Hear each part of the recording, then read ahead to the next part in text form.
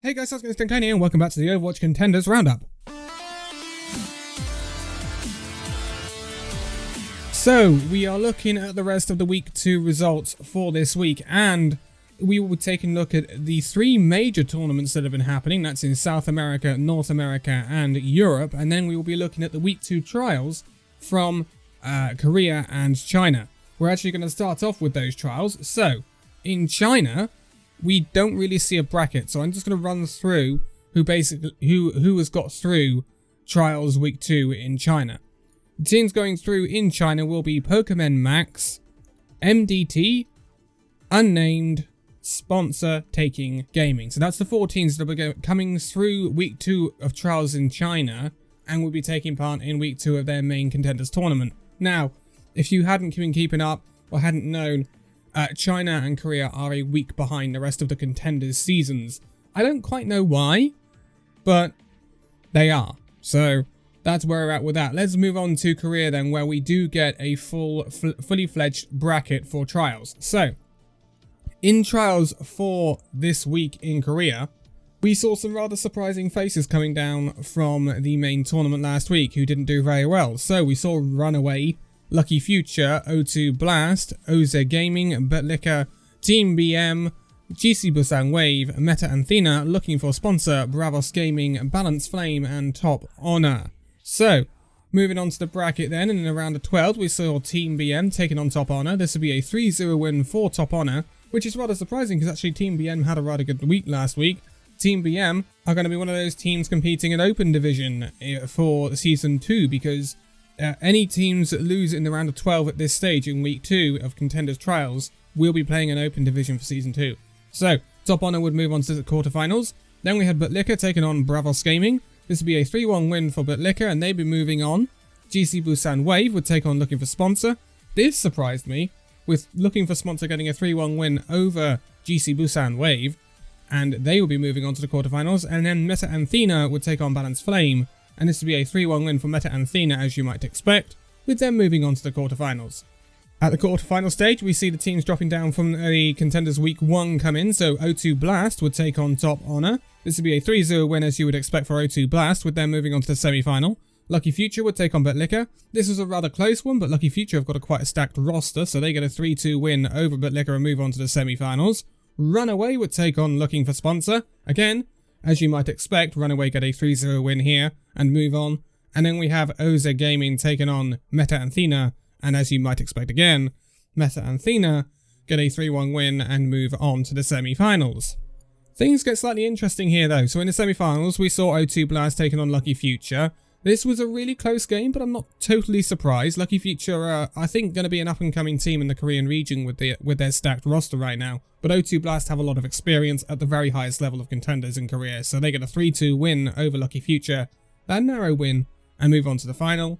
And then we saw Runaway taking on Meta Athena, and this is the result that surprised me somewhat.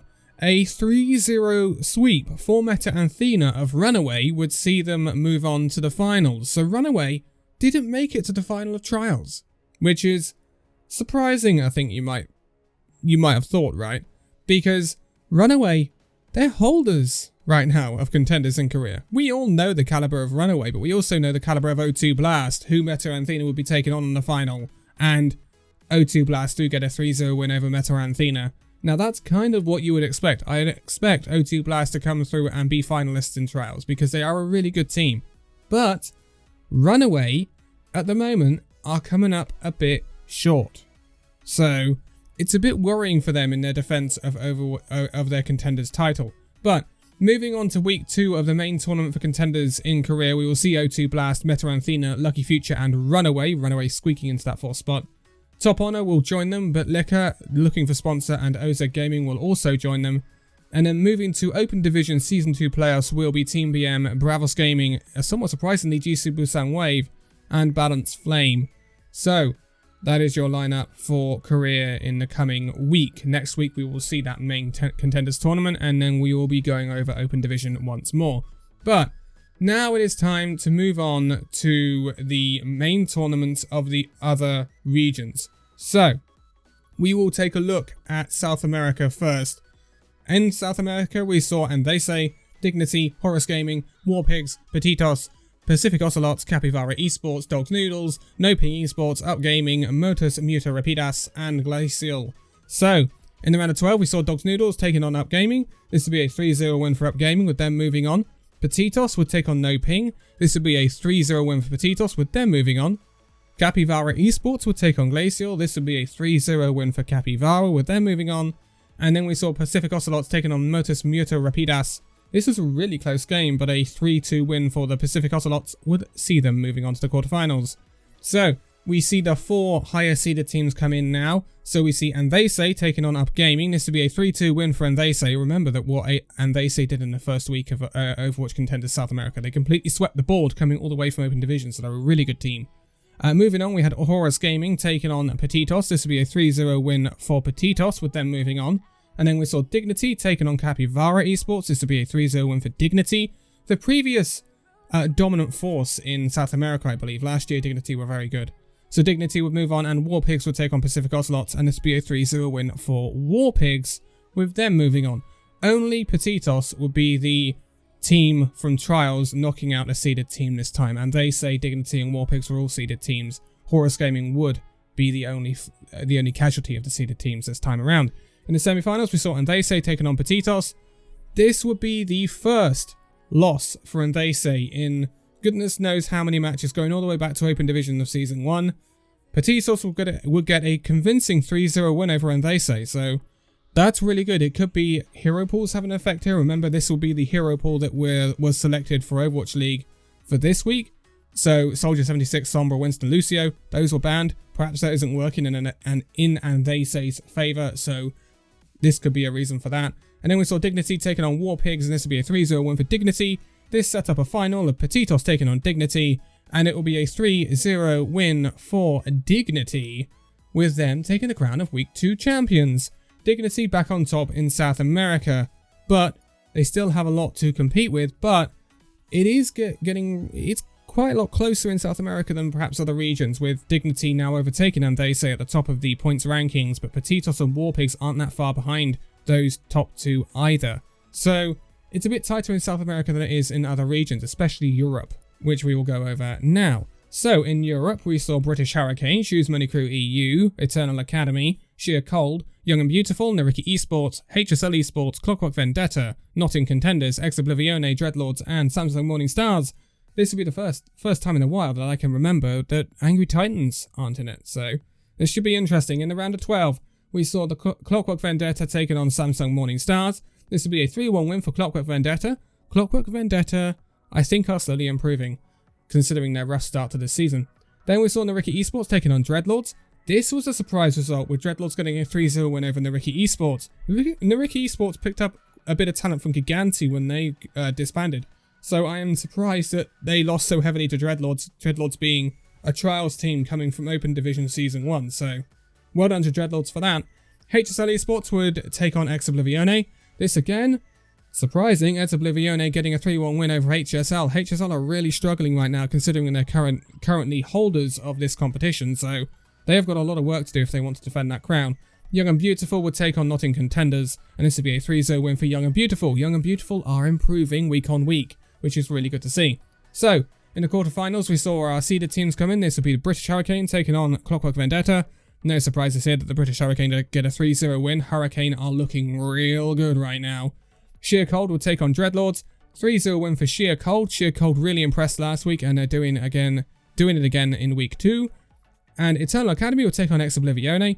This was a surprise because Eternal Academy did really well last week, but they get 3-0'd by Ex Oblivione. Ex Oblivione would move on to the semi-finals. Eternal Academy have to be disappointed with that for this week.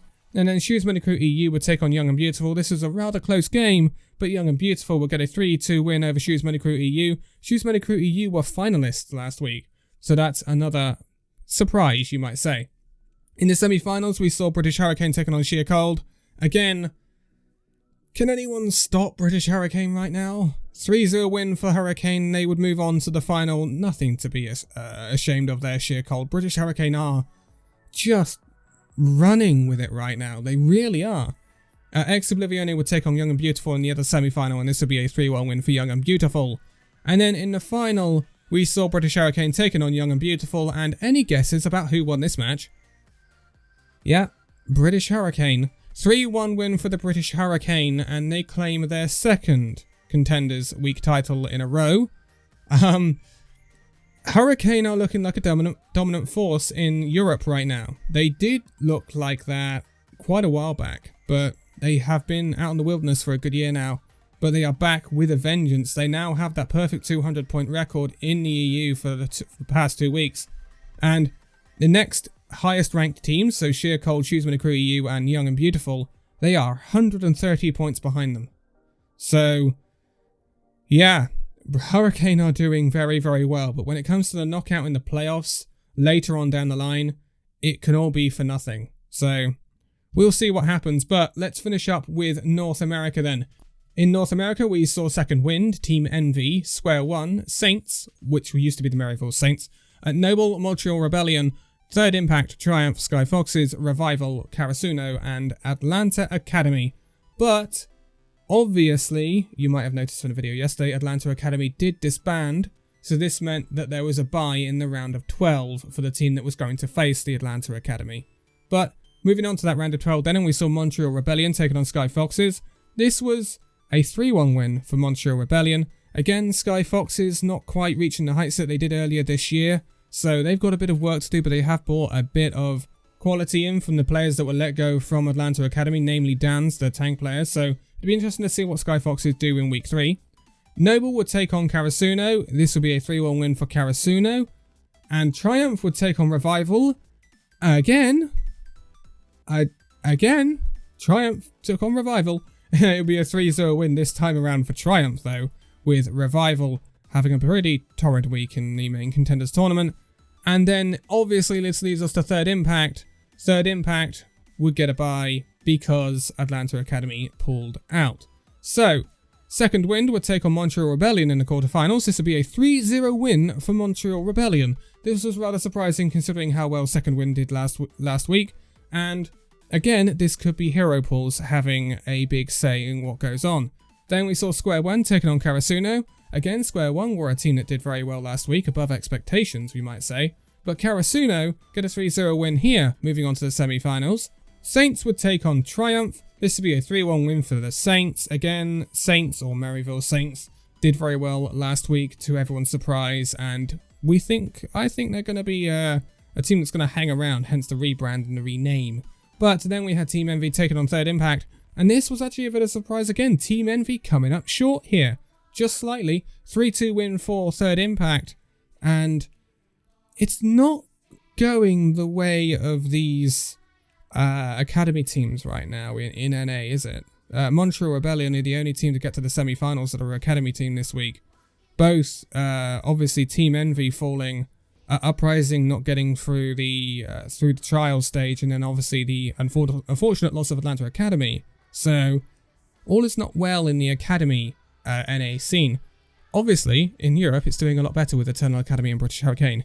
But in the semi-finals, we saw Montreal Rebellion taking on Karasuno. This will be where the Rebellion fall, with Karasuno getting a surprising 3-2 win over the Montreal Rebellion. Karasuno, fantastic showing this week. And then we saw Saints taking on Third Impact. This will be a 3-1 win for Third Impact. Again, bit of a surprise. That's 2 seeded teams that Third Impact have knocked out on their way to the final, where they would take on Karasuno, and it will be a 3-0 win for Third Impact. Third Impact are the champions of Week 2 in NA Contenders. So, that sets it up as actually a rather close matchup in NA as well. Second Wind are still holding on to that number 1 spot, only just 10 points on 120 points, 10 points ahead of Third Impact in second. Then we see Karasuno joint with the Saints and Team Envy in third on 70 points. So it is still a tight battle in NA. It is just British Hurricane in Europe are running away with the European region right now. But the other regions, South America and North America mainly, are looking close. It looks like it's going to be quite a battle, but I'm going to leave it here for this one. So, thank you guys so much for watching this video. If you'd like to give a like, subscribe if you're new, and I'll see you in the next video. See you then.